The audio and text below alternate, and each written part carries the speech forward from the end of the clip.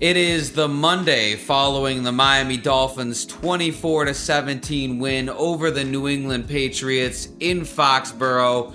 I just want to hop on and give my thoughts about the two-game sample size we've been given so far and where this team hopefully or may be headed. Let's talk about it. Last night, I really didn't have my thoughts completely in order. It was midnight. I had eaten about 3 bowls of spaghetti and meatballs.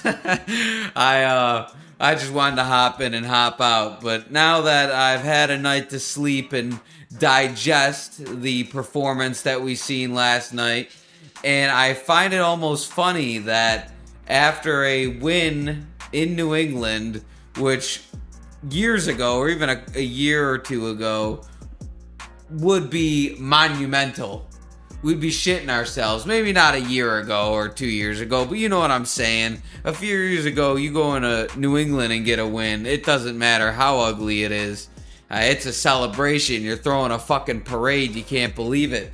But in a lot of ways, I feel that our fan base and the team is unsatisfied.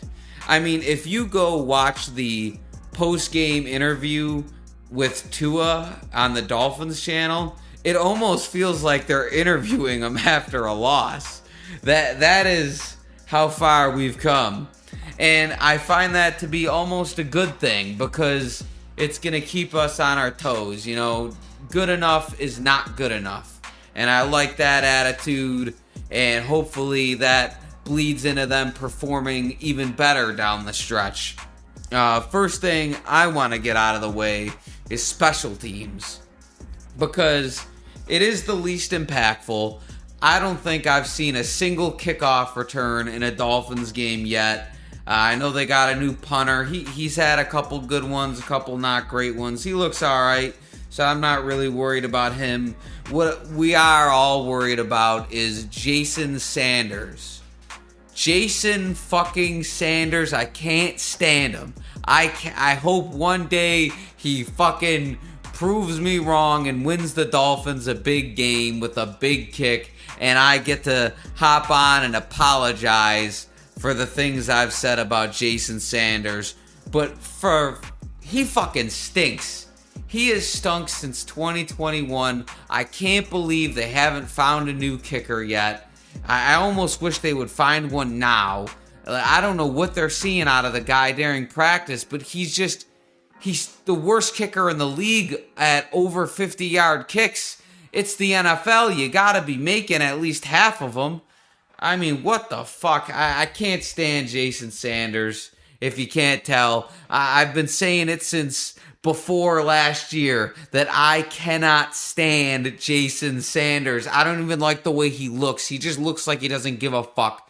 He's got his money. He got paid. Now he just swings his leg at the ball, and wherever it goes, it fucking goes.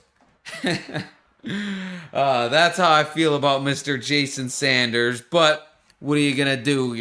We're stuck with what they got for now. Let's talk about the real juicy stuff, though. What the people really want. Tua Tagovailoa. That's what the people want to talk about. He's the talk of the town, the front runner in MVP odds. I know we all predicted it. Mr. Tua is wheeling and dealing. And honestly, so far after the first 2 games, in my opinion, looks better than he has in his entire career. He's made more off-schedule passes than I've seen him make yet. Last night, that ball to Berrios that led to the Tyreek Hill touchdown was amazing. And I think that the snapping is the main issue here. We got to get these snaps under control. We can't have more errant snaps. It's like 4 snaps a fucking game. Tua's needing a fucking Odell one-hand him, jump up in the air, catch the snap because fucking Connor Williams is shooting him to the moon. And then when we're under center, I can't tell whose fault it is, but it's almost like we're doomed for at least two fucked snaps a game, and it's got to be fixed.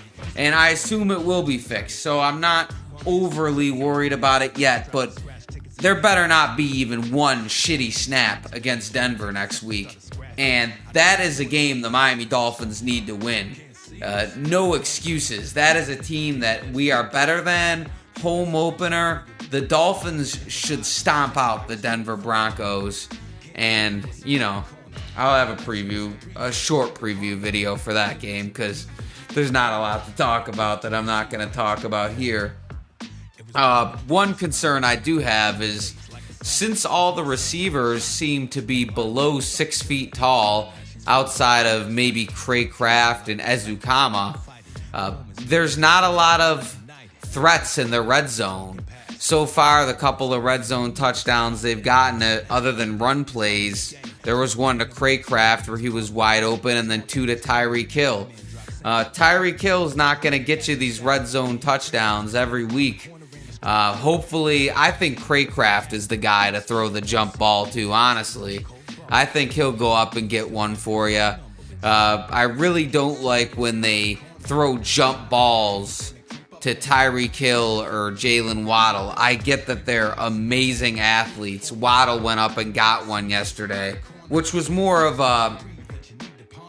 the jump ball, like the interception Tua had, where he just chucked it Russell Wilson right up into the fucking sky, and someone's got to go up and get it. When you got a receiver that's 5'10", it's a disadvantage, and we seen that last night. And I feel like if that play didn't happen, we'd be looking at a much different feeling, a more elated feeling, because that interception just doesn't look great on the stat sheet, and it wasn't a great decision by Tua. Even McDaniel, last night during the post game, I blamed McDaniel for the play call, but McDaniel kind of blamed Tua. He said he was just trying to win the game there. And I respect it, called him out on his shit. Hopefully that doesn't lead to any tension. But as far as it goes for Tua, other than that one boneheaded interception and then the one against the Chargers, he has been unbelievable. And can you really complain when you got a quarterback that has the league lead in passing yards? And he's the front runner for the MVP conversation. He is efficient. He throws, as Brian Daboll said, he has keyhole accuracy. And there are so many times during the past couple games where we've seen the evidence of that. So I really don't have a lot of complaints about Tua, other than I want him to remove the one boneheaded pass a game. Let's remove that from our strategy and continue taking what the defense is giving, continue making great reads. Obviously, interceptions are inevitable. They're going to happen, but we got to slow it down a little bit. There shouldn't be one a game, and hopefully we'll get on the right track against Denver, who has a pretty good defense. Next up, as far as the offensive line goes, so far, over 2 games, Tua has been sacked 1 time. And I think a lot of that is Tua is getting the ball out very quickly. Sunday Night Football did a little showing of it yesterday, where it was almost like they run a play where they give you a free rusher. The Dolphins will give you a free rusher, but it comes out so quick that it doesn't even fucking matter. And, the offensive line has been better than expected. I'll say that. There's improvements to be made, especially in the run blocking. They could get a better push going. Teron Armstead hasn't even played a snap yet. I'd imagine if yesterday was the playoffs, he'd have been playing. But, they got a good thing going. Only 1 sack. The run game was the star of the show last night, with Raheem Mostert breaking off that big run that pretty much was the game winner. And, that's what it is from an offensive line standpoint. The next thing I want to talk about is the defense. Let's talk defense, because week 1, it was a shit show. They were getting ran over, and then yesterday, they stuffed the run, it looked like, on a lot of plays, especially that 3rd and short where Javon Holland blew through. I like that Fangio brought more of an aggressive blitz package. I'd like to see that more against every team, to be honest. I really don't like the idea of playing timid defense, which seems to be what Fangio does a lot. And maybe it's just because of the years of watching Josh Boyer just zero blitz people. But letting the other team pretty much nickel and dime you down the field drives me fucking crazy. And I felt like there were so many chances last night where we could have dialed it up on Mac Jones. And especially at the end of the game, those last couple drives, it felt like fuck that they were destined to get down the field because they play too timid. That 3rd down and long when you know they're going to go for it on 4th down and they only bring 3 rushers and they get a free 12 yards. I mean, you just can't have it. You got to keep bringing the heat. You can't let these NFL teams get life when you have them around the neck. And, it almost cost you last night. And, other than that, though, last night was a huge improvement. But the competition was hugely, how do I word it? The competition was lesser. The Chargers offense is obviously stronger than the Patriots offense. So I expected the defense to be better, and they were better. And now what I need to see is them improve. Speaking of improved, Mr. Van Ginkel looks fucking like a starter to me. Especially last night, man. He looked for real. I like Van Ginks. I would keep that man in the starting lineup. I know Jalen Phillips should be back, but man, Van Ginkel looked good. I liked what I seen out of him. Bradley Chubb kind of came to life last night, too. He had that forced fumble. He got a sack in there. Defense was good last night. Got to keep building on it. And I just like how the team isn't obviously they're not satisfied. And you could tell they're not satisfied, and our fan base isn't satiated. Going into New England and just winning isn't good enough. No, the next time we play the Patriots, we need to stomp their fucking teeth in. And I love that about this team and where they're at, and knowing that this game shouldn't have been close. We knew we outmatched them, but we let the Patriots hang around. But guess what? You learn that lesson in victory. And it doesn't matter if you win 40-0 or 10-7. That win is still the same win in the stat column no matter what.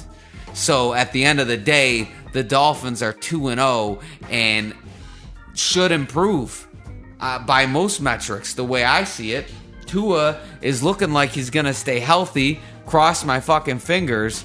But I love what I'm seeing so far from this team. And if they improve, just like we talked about before, they could very well be a Super Bowl contending team. And, don't want to get ahead of myself. There's plenty of ball left. Obviously, coming up, we have the Broncos. And then the big test, going into Buffalo to take on the Bills. That's going to be a huge game, especially if, as expected, Miami and Buffalo do their jobs this coming weekend, which I expect will happen. So, oh, and another thing is the secondary was a huge concern. Why? I should have just finished the video, but instead I'm going to go back and talk about the secondary because I forgot to talk about them. Eli Apple stunk it up last night. He did.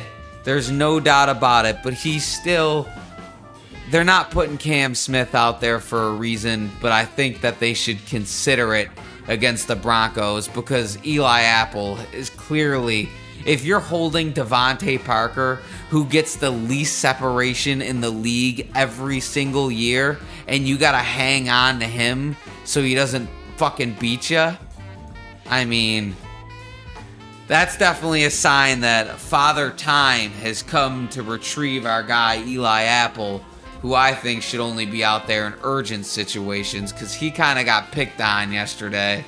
And our boy Xavier Howard seems to still have it in him because when they tried that shit on X, that shit got shut down real quick. But definitely some fun football coming up for the Miami Dolphins. Yeah, I'm late getting back to work, so I gotta get the fuck out of here. I appreciate all of your time. Bitch.